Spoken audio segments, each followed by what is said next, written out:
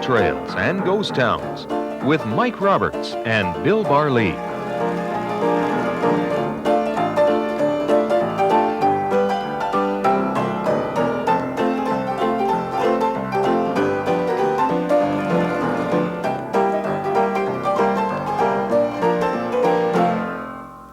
Welcome to Gold Trails and Ghost Towns. I'm Mike Roberts, and Bill Barlee is with me. He's our resident tour guide for ghost towns of the Pacific Northwest, BC, and the Yukon. And today we're going to be talking about a place which is in the southern part of British Columbia. And Bill, where precisely is Granite Creek? Well, it's just east of the Coast Range, and it's in that old Tulameen, Similkameen region of British Columbia, which is steeped in placer gold history and mining history generally. Now, what were they looking for here? Placer indicates gold. Is that what was at Granite Creek? Originally, they were looking for gold, but they found a bonus, Mike. They found platinum as well. And there are treasure stories, I would presume, with all there seems to be in all these places. A couple of fascinating stories. And some remarkable characters that you've heard of from other parts of British Columbia's history. We'll be talking about Granite Creek, Granite City, right after we come back from this break.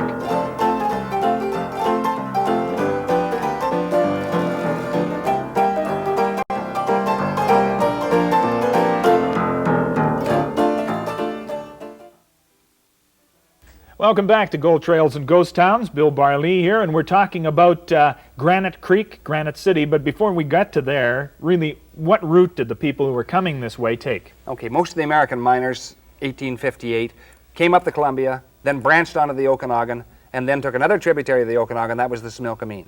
And then they made their way up the Similkameen, and at Princeton, which was then called Vermilion Forks, they took the North Fork, which was called the Rouge or the Red. And this is now called the Tulameen. And it looks like rough country. It is quite rough country, and this photograph here indicates what the Tulameen looks like today. The river cutting through the center, cliffs on either side, and it stays in this very hilly, cliffy country for many, many miles, Mike.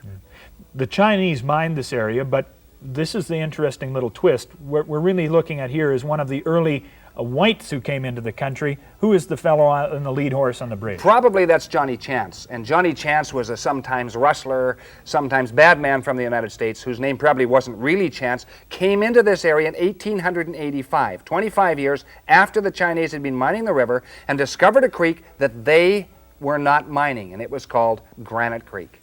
Now, we have here a yoke. This would be used by a human being. This is a man yoke, yeah. And you can see it's got a little padding on the shoulders, I guess, to make it a little more comfortable for him. What did he use the yoke for? And who used the yoke? The yoke was used by the Chinese, and they would be carrying, because in certain areas, if they're working on a bench, they had to carry the gravel to water. So they would actually take that yoke, put it over their shoulders. Give us a demonstration. Well, like so. And that's why it's padded here, Mike. This is padding, so it'll be easier on the neck of the individual. Put it over their neck like this. There would be another equivalent of this on the other side. A bucket would hang here, another bucket would hang here, so they'd counterbalance, and they would carry their pay dirt to water. And this is a very laborious process, but the pay dirt in that river was extremely good. Now, the Chinese mined throughout this whole area. Why didn't they mine on Granite Creek? Well, there are several theories. My theory is that they mined all the other creeks in the area. There's no doubt about that. When the white miners came in 1885, they found Slate Creek had been worked, and Boulder Creek, and Eagle Creek, and Bear Creek, and Champion Creek, and Collins Gulch. All of them had been worked except for Granite. And the probable reason is the Chinese, I think, probably had prospected Granite Creek. But Granite Creek is sensitive to very, very high water, especially because it comes down a narrow draw. So if it rains in the upper part of Granite Creek, that creek comes up very quickly. And if a Chinese had been caught there, one of the prospectors, he probably would have been drowned. I think that one of the Chinese, there was a Chinese fatality on Granite Creek. They walked away from the creek because the creek they considered was Badwa. Badwa? Yes, it was evil spirits, and the Chinese were kind of prone to shy away from creeks. Gold wasn't enough to lure them past that again? Evidently not then. That would have to be one of the only explanations, because being in that country, it's certainly accessible. There's no mystery about it. It would normally be explored. And it's the major tributary of the Tulameen beyond Princeton. All right. Let's take a look at some of the other old photographs we've got of this particular region, because there's really such a tremendous story to this. This is a really old shot and developed about the, what, 1885, 1890, something yes, like it's that? probably early 1890s. Shows Granite Creek on the right-hand side. And it's typical of one of the early mining towns of British Columbia, log cabin structure and so on. And this shows some detail of the town itself. This was probably taken about 1895, shows the Caribou Hotel, or the Caribou House. And this is one of 3 or 4 hotels in Granite City at the time. It wasn't really a city. That was just a name it was given. It was never actually gazetted as a city. No, because it didn't last that long, Mike. But you must realize that Granite, at this time, was the 5th largest city in British Columbia. They really packed them in. This is a bit overexposed shot, but if you watch for roof lines and stuff, there are buildings just piled into this little valley. Sure, 2 main streets in Granite, and there were over 1,000 people here at the height of the rush, which was 1885 and into 1886. The workings, this pit, there are all sorts of things that you can learn from a shot like this. What's the man got suspended from that tree overhead? Do you know what is being shown in this shot? Well, the shot itself is not as distinct as it should be, but it shows that they have about 25 feet of overburden here, and they have to lift some of those rocks, so there's tripods in here. There's also a car for carrying out some of the... That's the wood rail line the going pay down. gravel, right? And they would be dumping that into a sluice box and then running the gravel down through the sluice to recover both platinum and gold. Look at the size of the rocks that I mean, these are real river boulders that are there. Yeah, this is an old run, you can tell by the size of the boulders. Not unusual in the Tulameen country. It must have been tough country to work. Oh yeah, this is another shot. This is of Granite Creek itself, probably 1890s. And here they flumed part of the creek away. They've got a dam up there, and this is typical of the operations to tap the bedrock on the bottom of the creek. Some of which they could reach, Mike, yeah, and some of which they could not. The abacus, again, the Chinese used this extensively. Yeah, they did. Now, this is a place where a minor treasure event comes into play.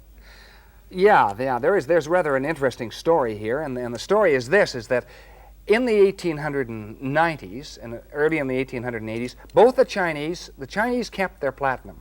The white men were inclined to throw it away.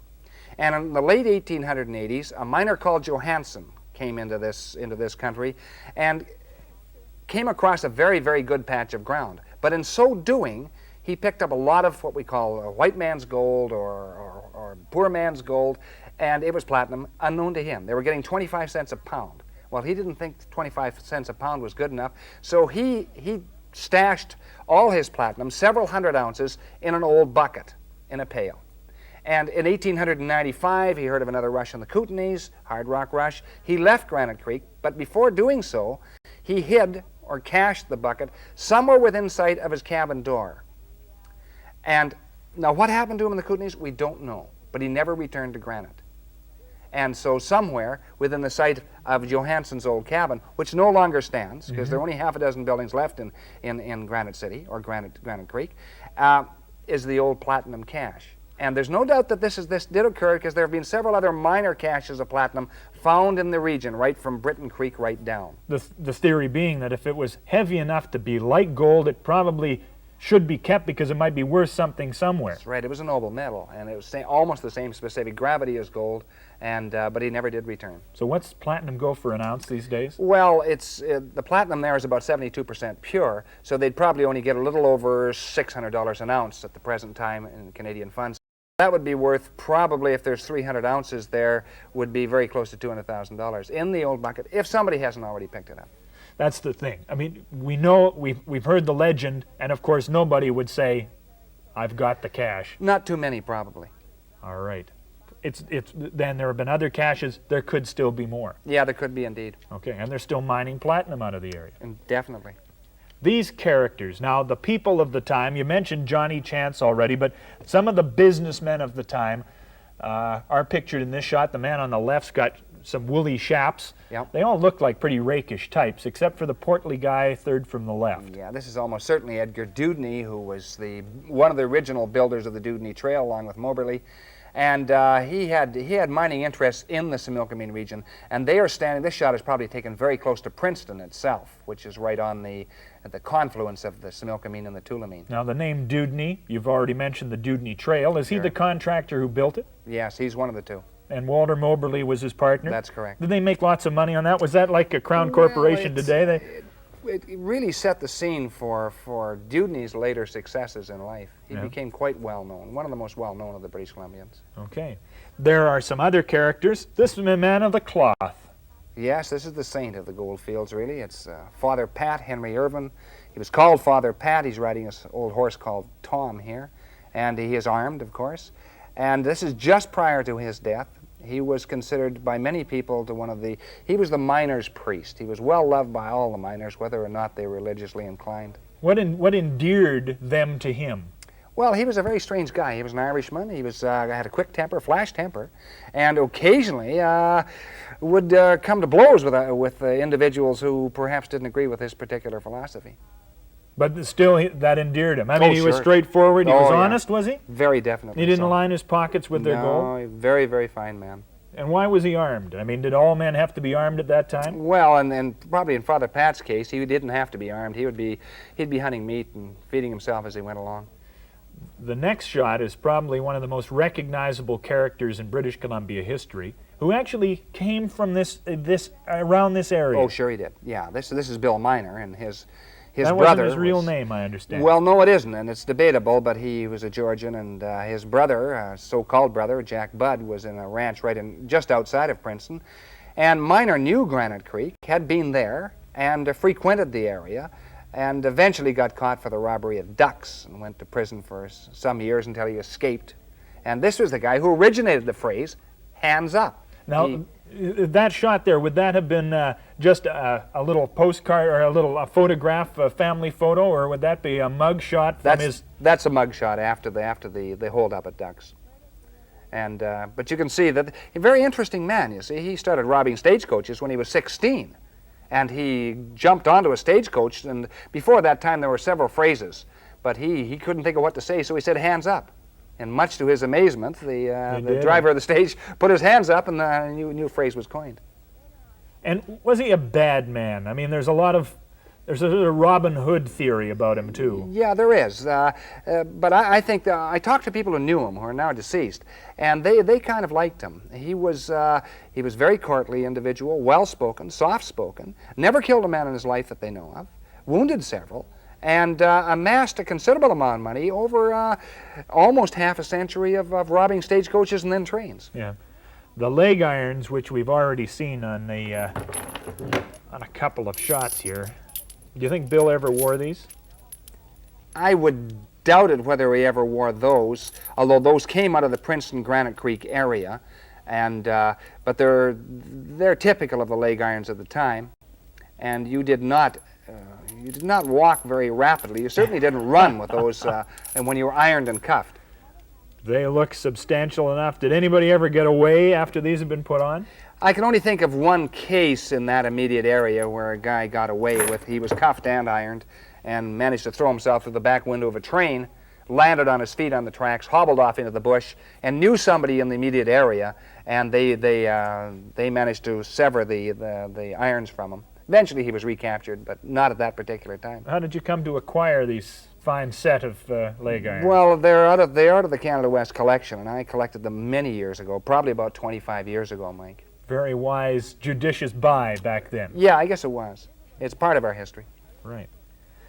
Additional material. We've talked about a little bit about businessmen when we looked at Mr. Dewdney, but there are other businessmen who made their living at this time.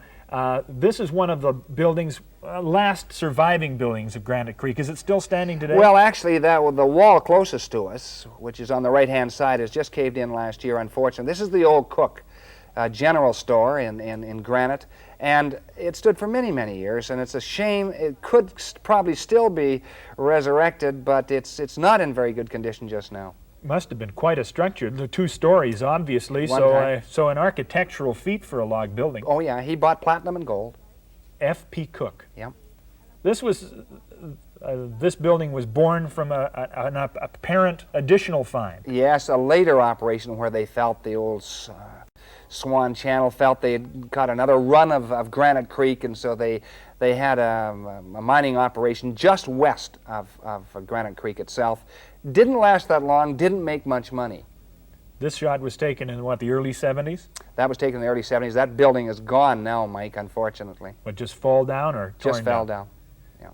This is still around, though, I think. Yeah, this building is in Granite City itself, and it's still there, and typical of the log construction of most of the buildings in Granite. Now, there's not standing headroom there. They dug the floor out on the inside. That's right, they did. Saving on logs there. And is pretty well all these buildings still there for Granite today? Just about all of them. One has disappeared that shows, but this is typical of the flat upon which Granite stood, and of course nobody lives in the center of town itself.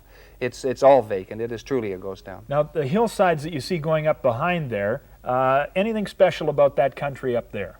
Well, yeah, there's an old town called Blakeburn, which is way up in the hills, and the old Blakeburn accident took place there.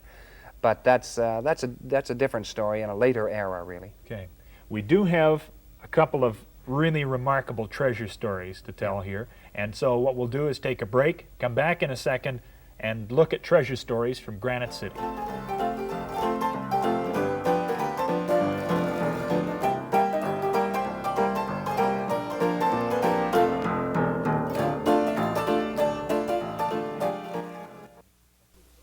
Welcome back to Gold Trails and Ghost Towns. We've already had one treasure story. I like the treasure story of the platinum cash, but Yeah. cold hard cash is kind of an interesting story as well. Yeah, this one concerns banknotes, actually, old banknotes. Yeah. And in 1964, 1964. a man called Don Coombs came into Granite, kind of down on his luck, had a wife and a number of small children, and came onto the flat deciding to rework some of the old diggings, and saw a cabin on the flat, and this is the cabin pictured here, and decided he would make this a temporary home. And as he went into the cabin, he began to clean it out, Mike. And when he cleaned it out, he was throwing small pieces of paper out the door that were wrapped in twine. They're actually kind of an oil paper wrapped in fishing twine, and threw a number of these packages out the door. Finally, his curiosity got the better of him, undid the fishing twine, looked inside, and there were some old banknotes. And I mean old banknotes, 1890s, Bank of Montreal, Bank of Nova Scotia, all the old defunct banks of Canada. And there were $5 bills and $10 bills and ones and twos.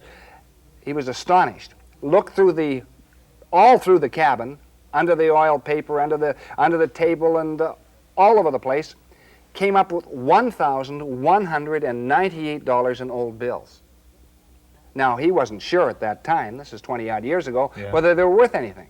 So he took them down to the Bank of Commerce in Princeton, and he presented them to the manager, and the manager looked them up in his book at that time and said, yes, this is worth face value, this is worth face value, and so on.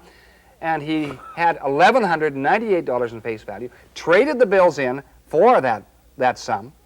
And surprisingly enough, the bank manager didn't know how valuable they were either, because they're very valuable collector's items. So weren't numismatists around at the time? I mean, you collect coins and face value. What do you think they'd have been worth as a collector's item or historic value? Even at that time, probably somewhat over $10,000. $10,000.